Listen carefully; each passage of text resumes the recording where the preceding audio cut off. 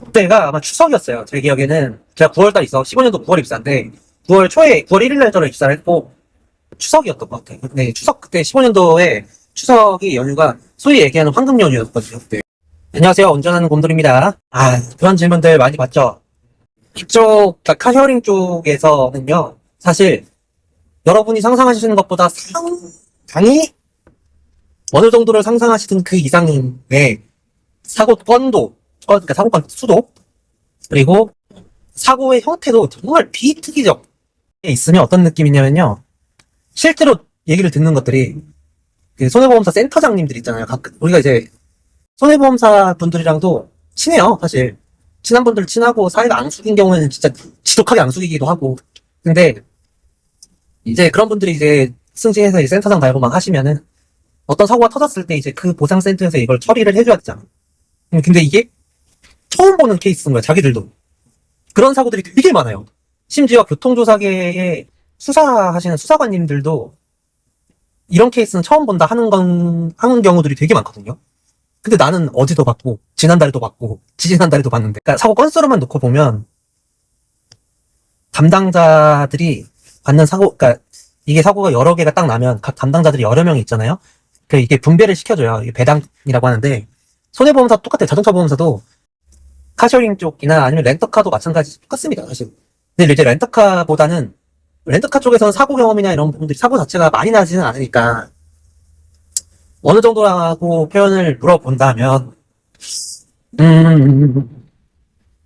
사고 건수로 담당자가 배당받는 건수만 합치면요. 지금은 잘 모르겠어요. 이제 제가 있었을 때 당시만 해도 10배 가까이 됐어요. 그러니까 8배 좀 넘었다고 얘기를 하더라고요. 네. 그러니까 담당자 한 명이 보험회사에서는 예를 들어서 아침에 딱 자고 일어났더니 뭐 5건이 배당이 떨어져 있다. 그러면은 40 몇 건 들어와 있는 거예요. 근데 왜 그러냐면 실제로 그래요. 주말 한번 지나면 그러니까 연휴가 이런 경우가 있었어요. 제가 입사한 지 얼마 안 됐을 때야. 제가 9월 달에 입사를 했거든요. 15년 9월에 입사를 했는데 그때 이제 9월 달 추석이 있잖아요. 추석이 있어가지고 이제 입사하고 얼마 이제 막 실무 투입된 지 얼마 되지 않았을 때 추석이 연휴가 소위 얘기하는 황금 연휴였거든요. 그때. 그래서 나도 이제 좋지. 여러분들도 쉬면 좋잖아요. 그 직장 뭐 취업도 했겠다. 이제 밥벌이도 이제 할 수 있는 직장도 얻었겠다. 그리고 첫 번째로 맞는 이제 꿀 같은 그 추석 연휴. 이제 조금씩 이제 굉장히 사고가 많이 나는구나 라는 걸 조금씩 인지하고 있을 때쯤이었고, 그래가지고 그때 제가 아마 아무 생각 없이 한 3일 때까지는 되게 재밌게 놀았던 것 같아요.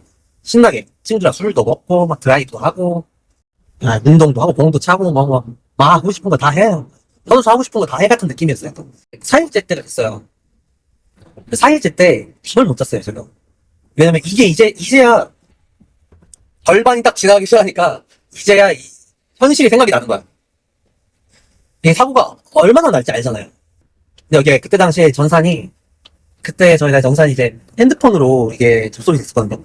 물론 보안이 굉장히 철저하게 걸렸어요. 막 OTP 해야 되고 막 2차 비밀번호 있고, 그러니까 아이디 비밀번호 거치고 OTP 거치고 2차 비밀번호 넣고 이래야 접속이 되는 건데, 그러니까 이제 막 보안이 뭐 문제가 있거나 그런 전산은 아니에요. 보안 굉장히 철저한 전산인데 어쨌든 담당자는 권한부여를 받았으니까 열 수 있잖아. 보고 싶은 거야. 보고 싶은데 보기가 싫은 거야. 이거 알아요? 보고 싶은데 보기 싫은 게 있어. 그래서 볼까 말까 안 봤어요. 근데 그때 차라리 내가 지금 생각해보면은 볼 걸 그랬던 게, 왜냐면 넷째 날 그래서 잠을 못 잤거든. 이거 볼까 말까 하면서 막 걱정되고 고민되고 막 좆됐다 소위 얘기하는, 좆될 것 같은데 진짜 터졌을 것 같은 이 생각하면서. 그 5번 마지막 날 때는 내가 잤어요. 자기는 잤는데 꿈을 꾼 거예요. 전산이 사고 나고 접수가 들어오면 전산이 어떻게 표시가 되냐면요, 지금은 좀 바뀌었다고는 들었는데 대부분 그래요. 접수지에 한 페이지에 50건씩 이렇게 사고건이 접수지에 올라와요. 예를 들어서 사고 임차인이죠. 여기서 얘기하는 임차인 운전자가 최땡철 010 땡땡땡땡 뭐뭐뭐뭐 이런 식으로 1번 그렇게 나오고 2번엔 윤땡훈 010 땡땡땡땡이 뭐뭐뭐뭐 그리고 마지막 세 번째는 김상땡 해갖고 010 땡땡땡땡이 뭐뭐뭐 이런 식으로 해서 50건씩 한 페이지를 구성해서 올라온단 말이죠. 근데 거기서 고객센터 쪽에서 이걸 접수를 받아서 찍을 때 그러니까 소위 강성 고객 있잖아요. 얘는 진짜 성향이 나쁘다. 이런 사람들은 강성 고객에 표시를 해줘요. 그러면 통화할 때 조금 더 많이 알아보고 통화할 때 조금 더 집중해서 신경 써서 조금 통화해야 된다는 의미이죠. 그리고 이슈가 될 가능성이 있는 고객들이니까 주의해라라는 의미로 이렇게 찍어서 올라와요. 그리고 빨간색 표시가 돼서 올라온 건들이 있어요. 이런 건들은 그냥 불법 행위 하다가 사고가 난 케이스. 그러니까 뭐 음주운전 될 수도 있고, 뺑소니, 뭐 무면허, 뭐 제3자 운전, 뭐 그리고 고의사고, 그러니까 보험 사기, 뭐 이런 것들 있잖아요. 이런 걸로 접수가 된 사람들은 빨간색으로 올라와요, 이렇게. 근데 꿈을 꾼 거야. 그 꿈 때문에 제가 마지막 날짜에는 잠을 깼어. 무서운 꿈을 꾸었느냐? 네, 그렇습니다. 슬픈 꿈을 꾸었느냐? 네, 그렇습니다. 근데 왜 그리 슬피 우느냐? 이 꿈이 꿈이 아닌 현실이 될 것 같아 쎄한 느낌이 들기 때문입니다. 무슨 꿈을 꿨냐면, 맨 앞에 그래서 숫자 넘버링이 이렇게 되고, 1번부터 50번까지 넘버링이 되고, 그 밑에는 1페이지, 2페이지, 3페이지, 4페이지, 5페이지, 6페이지, 쭉쭉쭉쭉 이렇게 페이지가 이렇게 간단 말이죠. 그리고 앞에 담당자 명이 달려요. 이렇게 1번 앞에 담당자 누구, 2번 앞에 누구. 그러니까 보통은 이렇게 담당자로서 솔팅을 해서 봐요. 그러니까 저희가 그때 내 닉네임으로 그때 당시에 솔팅을 해보니까, 소칸이 이제 닉네임을 쓰거든요. 닉네임 딱 솔팅 해보니까 6페이지가 쫙 뜨는 거예요. 최소 300건이거든. 그러니까 최소 250건은 넘는 거잖아요. 이런 게 꿈에 나오는 거야, 막. 근데 막 시뻘게 막, 빨간 거 막, 무면허, 음주, 막, 뺑소니, 막, 보험 사기, 뭐, 노란색으로 막, 강성 고객, 뭐, 욕설을 심하게 한, 뭐, 이런 것들 막 돌라고 써있어. 이게 꿈에 나온 거예요, 꿈에. 그래가지고 마지막 날에 잠을 되게 설쳤어요. 그래서, 이제 마지막 날에 한 새벽 2시, 3시 막 이때 한 번씩 깨고, 막 몇 시간 간격으로 깨고 막 이랬단 말이야. 전날 못 잤으니까 잠은 들었는데, 아무튼 그래가지고 이제 출근을 했죠. 출근을 해서, 결국 안 열 수 없는 판도라의 상자를 열었지. 딱 열었는데, 꿈을 꾸는 줄 알았어요, 나는. 왜냐면 꿈이랑 별 차이가 없더라고. 씨발, 예지몽이야? 그래서, 딱 열었는데, 밑에 담당자 제 닉네임 딱 치고 솔팅해서 보니까, 5페이지가 나오는데, 그럼 최소 200건은 넘은 거거든요? 그렇잖아요. 1페이지, 2페이지, 3페이지, 4페이지는 50건씩 꽉 찬 거니까. 그리고 5번째 페이지에 50건이 좀 안 되게 있었던 걸로 같은데. 야, 좆됐구나, 진짜. 그래서 제가 그때,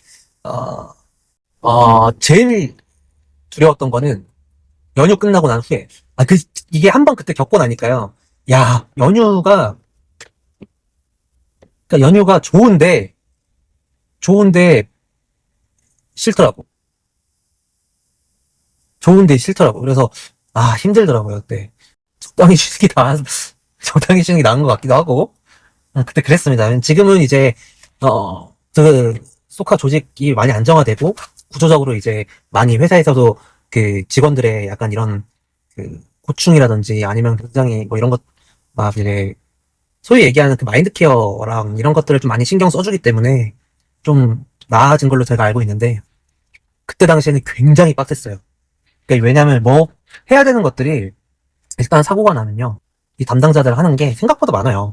여러분들이 조금 오해하실 수도 있는 게, 야, 니네 다 짜고 치는 거 아니냐, 수리비 뭐 뻥튀기 돼 있는 거 아니냐, 뭐 여러 가지 얘기를 하는데, 이게 사실은 보험회사 직원분들처럼 디테일하게까지는 하는 분들도 있고 안 하는 경우도 있고 한데, 어쨌든 간 이 수리비에 대한 타당성, 적정성 검토를 손해사정이라는 걸 통해서 한단 말이에요. 이게 본인의 실적 중에 하나예요. 또 얼마나 공업사 수리업체에 오청구, 과다청구를 얼마나 잡아내서 줄였느냐, 이것도 본인 실적에 들어가요. 그것만 들어가느냐, 과실상계하잖아요, 상대방이랑. 과실상계에서 10% 뺏기면 엄청 크거든요, 제 자동차 쪽에서는. 그러니까 이제 과실상계하는 부분이 있고, 그리고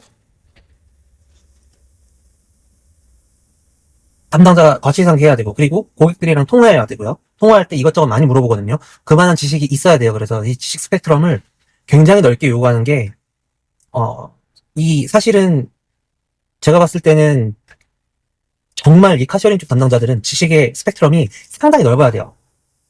왜냐면 아까 말씀드렸다시피 굉장히 다양한 케이스들, 그러니까 우리가 엣지 케이스들이라고 하잖아요. 어쩌다가 한번 이런 게 평생 뭐 그러니까 평생 보험회사에서는 한번 볼까 말까 하는 그런 케이스들, 그런 사고가 뭐 주 단위로 막 나오고 막 이러기 때문에 본인들이 그걸, 그 담당자들이 그걸 상담해줄 수 있는 능력이 돼야 돼요, 역량이. 그렇지만, 스트레스를 그 사람을 상대하는 스트레스로 놓고 보면, 그래도 손해보험사 보상가보다는 좀 덜한 레벨이다. 다만, 양이 너무 많고, 케이스가 많아서 스터디를 많이 해야 된다는 거죠. 근데 왜 그러냐면, 이게 스터디를 안 하면, 말려요, 고객들한테. 내가 모르잖아? 그 나보다 더 많이 하는 고객이 예를 들어서 전화를 하고 와. 그러면은 말려요, 진짜로. 그럼 그 사고건 처리 안 되는 거야. 근데 이게 그렇게 되면은, 당연히 회사에서 욕 먹겠죠. 몰라가지고 설명을 못하면은 안 돼요. 아는데, 모르는 척을 하는 경우는 있어요. 아, 그리고 오늘 저희 컨텐츠를 도와주기 위해서 새롭게 영입된 멤버가 있습니다. 자, 소개하겠습니다. 운전하는 곰돌의 파트너, 운전하는 곰탱입니다. 이 친구 이름은 곰탱이고요. 오늘 제가 무료로 당근에서 영입을 했습니다. 앞으로 이 친구랑 같이 차를 타고 다니면서 여러 가지 어그로를 끌 테니까 혹시나 도로에서 저를 보셨다 하시는 분들은 사진 찍어서 아래 메일 주소로 보내주시기 바랍니다. 아는 못 드리고요. 제가 선착순 3분 정도만 골라서 제가 문화상품권 5만원권 쏘도록 하겠습니다. 자, 오늘은 여기까지 하도록 할게요. 나 혼자 산다 곰돌이 아닙니다. 안녕.